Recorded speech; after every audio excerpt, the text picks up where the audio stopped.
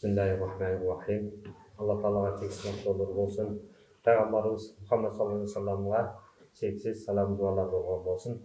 Hurmatlı zamandaşlar, hurmatlı kesipleşler, Muftiyattagı, Akık Uçurdagı Kırdal, Muftili Şaylı işleri, Alımlar Kengeşini tanıdığı, Jalpile uşul Muftiyat Malindasındagı ketler, günkünde bir kıyla Kırgız elinin, mamlekettin içki sayasatına özünün təsirini тийгизүүдө да. Бирок ошол шайланууга аттанган талапкерлерибиз арасында албетте татыктуу инсандар, агаларыбыз, инилерибиз бар. Бирок бүгүнкү күндө бул саясатка сырткы күчтөрдүн эч кандай илүүсү жок. Бул өзүбүздүн ички саясатыбыз, биз тышкы саясаттан сырткары дин жааты ар дайым башка мамлекеттин тышкы саясатына муктаж эмес. Себеби динибиз өзүбүздүн тилибизде, өзүбүздүн жерибизде, пайгамбарыбыз Мухаммед саллаллаху алейхи ва салламдан кандай келген болсо, алымдарыбыздан жеткен негизде бизде Ханафи мазхабынын негизинде ар дайым өнүгүү жолунда. Бирок акыркы учурларда кырдаал динибиздин мамлекетибизде диний саясатчыларыбыздын, жалпы эле мамлекетибиздин жүргүзгөн саясатында диндин орду дале өзүнүн ордуна келбегендигин биз көрүп турабыз. 15 жылдан аш 20 жылга жакындап калды ошол муфтият тармагында иштеп келем. Көмүскөдө коррупциялашкан система бар. Ажылык бул бүтүндөй Кыргызстандагы муфтияттын бюджети толук ажылыктан келет.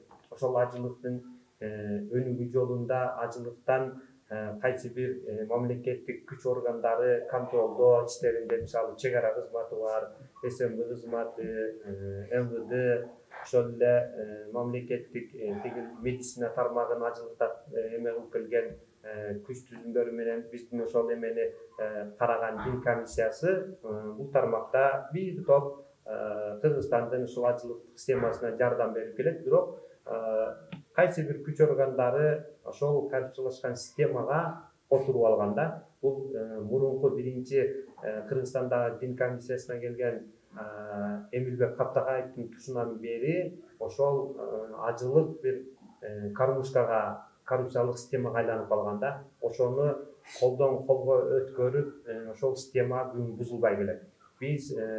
Мен ушул жерден ачык биздин эл ишенип шайлаган конституциялык системаны президенттик башкарууга өткөрүп берген элибиздин жана ушул аксакалдарыбыздын алдында Садыр Нуркожоевдун өзүнөн жеке суранып өтөр элем.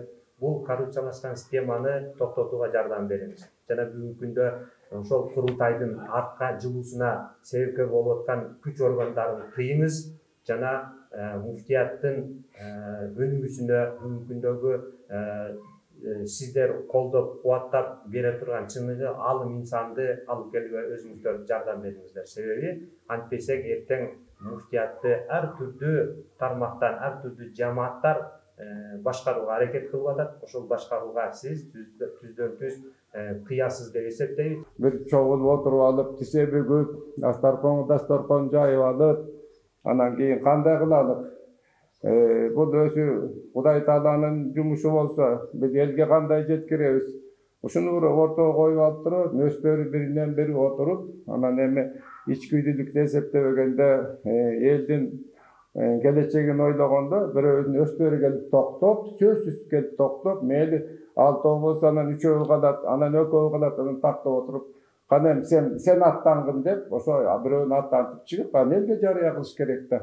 Анан болбосо ушу кол санап эсептеп отура берсе, улам артка кете берсе, бул абдан чоң бузукулардын жумушу болуп калат.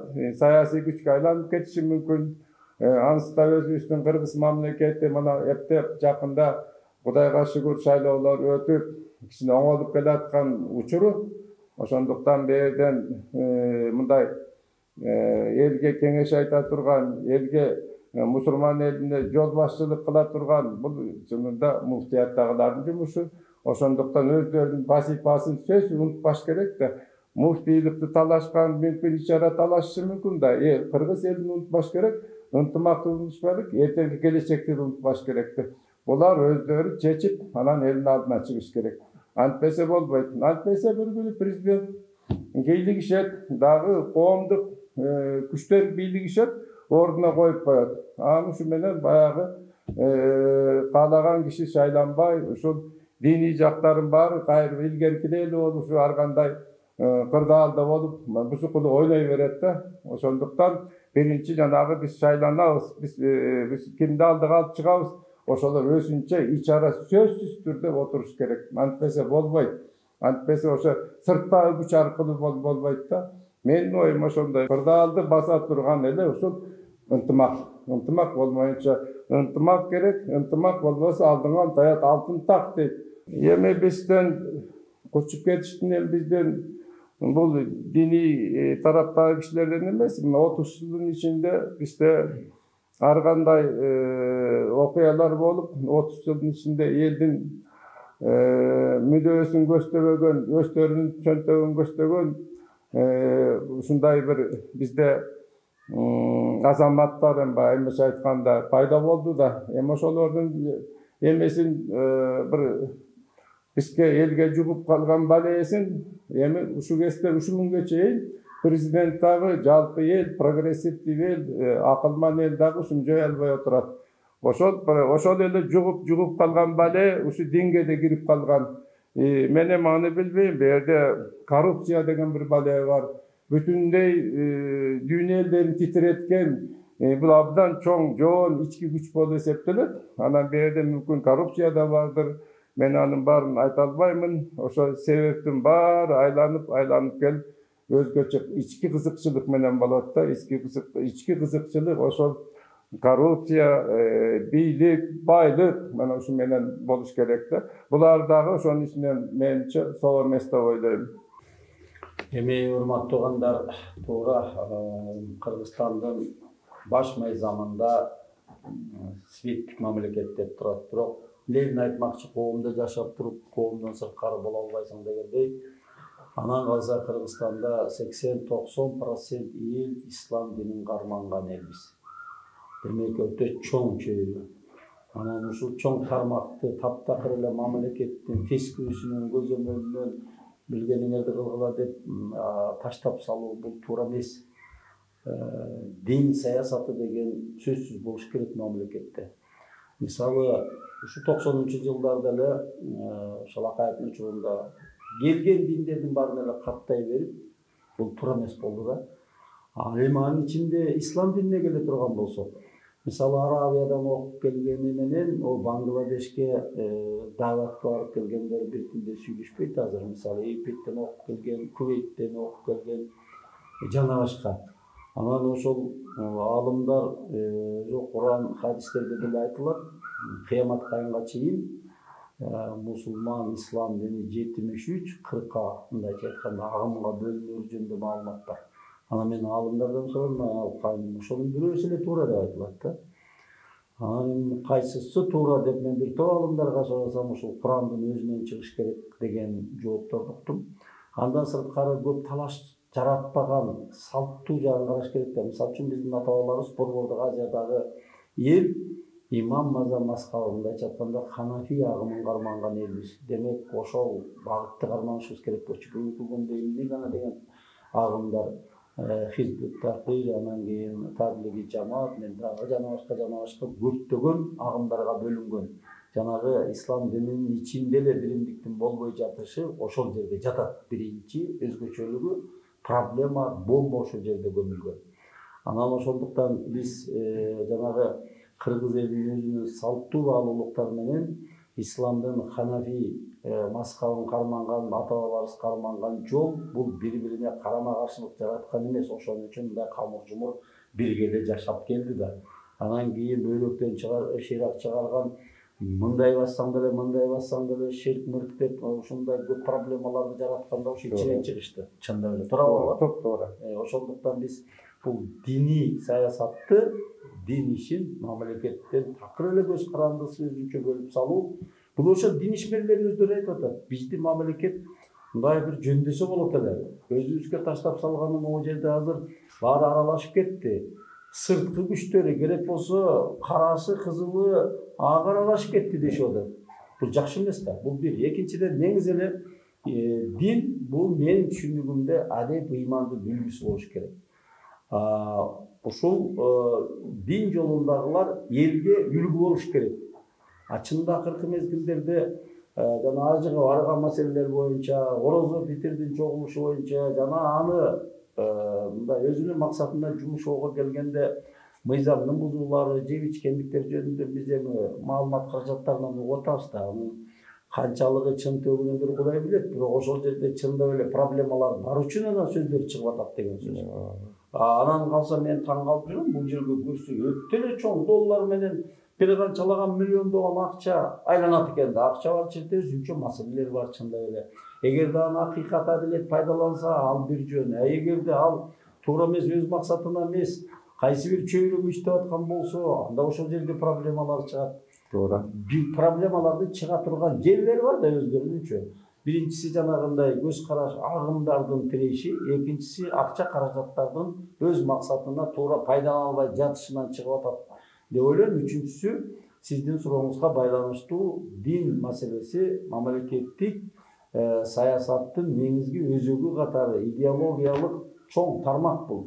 Буга ошондой туура саясат жүргүзүлбөсө, ушундай проблемалар ан сайын көбөйүп кетиши мүмкүн. Ал барып келип кайрадан мамлекеттик коопсуздукка таасир этиши мүмкүн. Ошондуктан буга сөзсүз маани берип, мына жакын арада мусулмандардын курултайы болот 29-нда деп мен билгенден мурда дагы числа өзгөрдү окшойт, жылып дагы.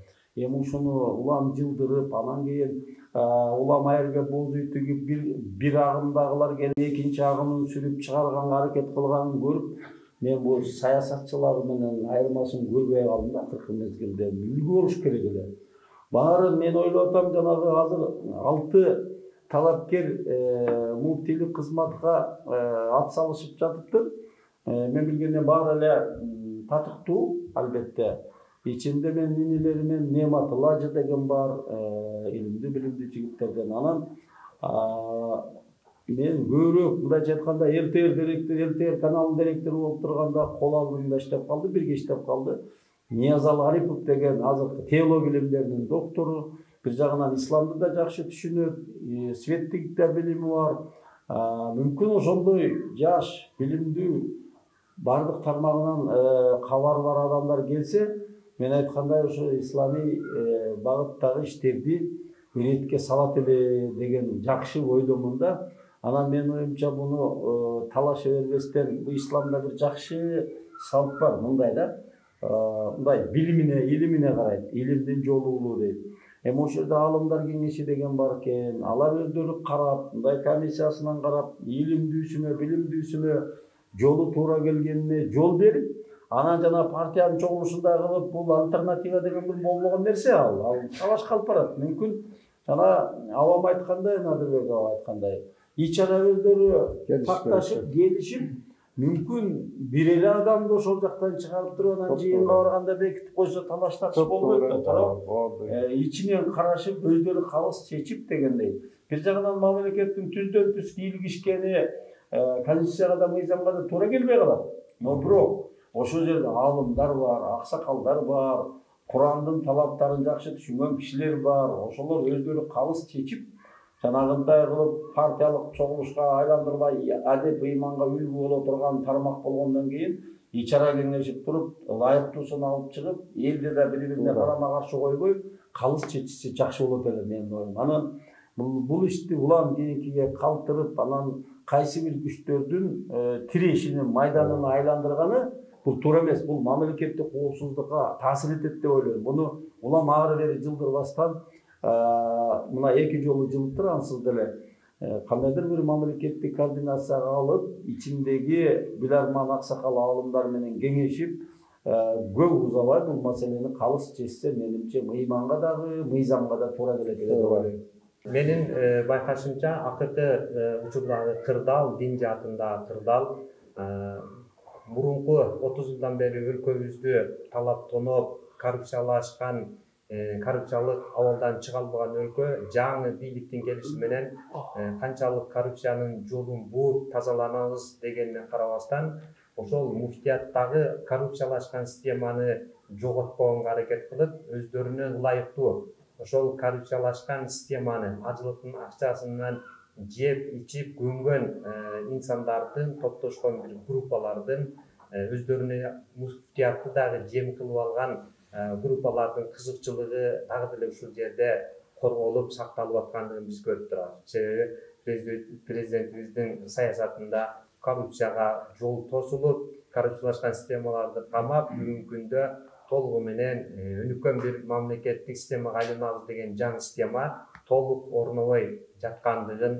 көрүнүп турат. Бул дагы президентибиздин беделине шек келтирүүдө. Себеби дин жаатында динден сырткары, динден терең илими болбогон же болбосо мамлекеттик күч органдарында кийлигишүүсү кечээки алымдар кеңешинин тандоосунда кечиртирилгени күч органдары тарабынан ошол пандемия